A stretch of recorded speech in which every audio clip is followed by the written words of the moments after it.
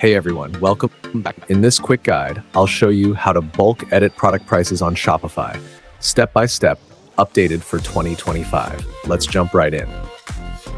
Step 1, log into your Shopify admin dashboard and go to Products on the left-hand menu. Step 2, select the products you want to update by clicking the checkboxes next to each one. You can use filters to narrow down the list by product type, vendor, or collection. Step 3, once selected, click the Bulk Edit button that appears at the top of the product list. Step 4, this will open up the Bulk Editor tool. It looks like a spreadsheet. Use the column selector to add price and optionally compare at price if you want to show discounts. Step 5, now go through each row and enter the new prices manually or use copy-paste to update similar products quickly.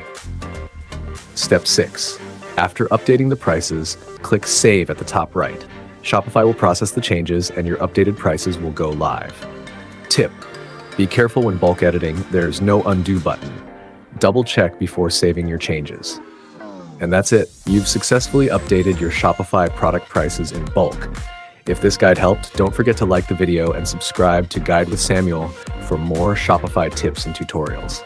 Thanks for watching.